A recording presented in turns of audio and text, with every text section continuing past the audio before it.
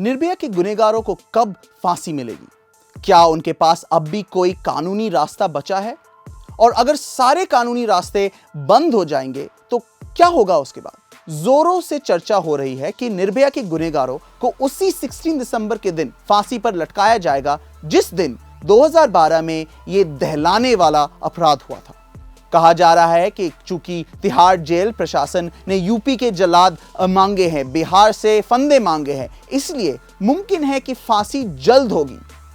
लेकिन क्या यह सच है? क्या दोषियों की याचिकाओं पर सुप्रीम कोर्ट और राष्ट्रपति विचार नहीं कर रहे हैं?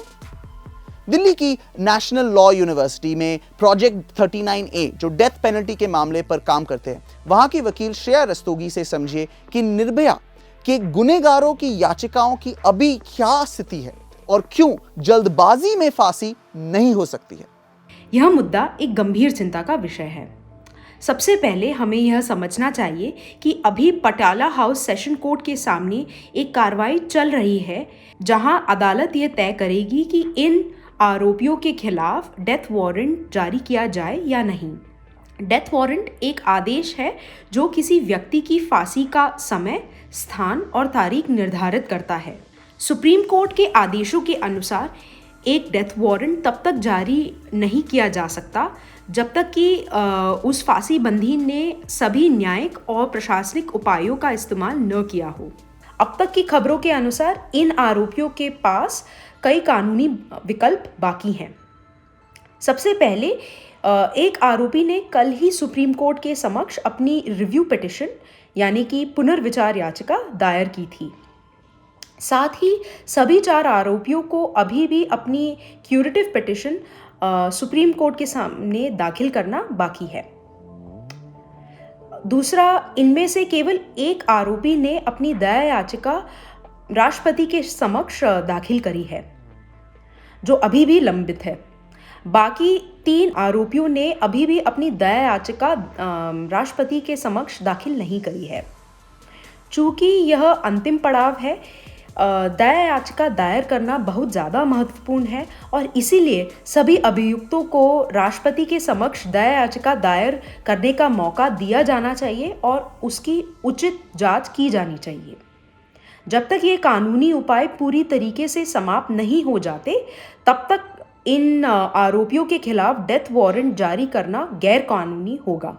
लोग 16 दिसंबर को फांसी की बात कर रहे हैं, लेकिन सच ये है कि निर्भया कांड के एक दोषी अक्षय कुमार सिंह की याचिका पर सुप्रीम कोर्ट में 17 दिसंबर को दोपहर 2 बजे सुनवाई होनी है।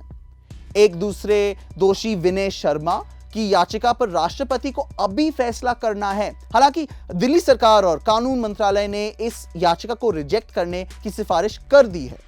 तो हकीकत यह है कि अभी निर्भया मामले में रिव्यू पिटिशंस, क्यूरेटिव पिटिशंस और मर्सी पिटिशंस पर फैसला होने बाकी है।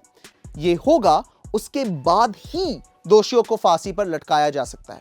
अब समझिए मर्सी पिटिशंस या दया याचिका क्या होती है। ये सुप्रीम कोर्ट के फैसलों के अनुसार फांसी बंदियों को अपने वकील द्वारा दया याचिका तैयार करने का अधिकार है।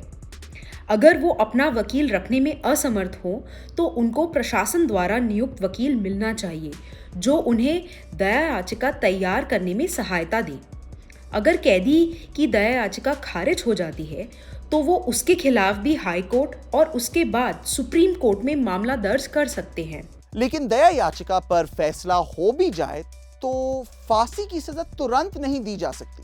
यदि डेथ वारंट जारी किया जाता है तो सुप्रीम कोर्ट के आदेशों के अनुसार न्यूनतम 14 दिनों का वक्त डेथ वारंट जारी होने और फांसी की तारीख जो तय हुई हो उसके बीच होना चाहिए। यह वक्त कैदी को उनके फांसी की सजा को चुनौती देने में अवसर प्रदान करता है और अपने परिवार के सदस्यों के साथ एक अंतिम बैठक करने का मौका देता है।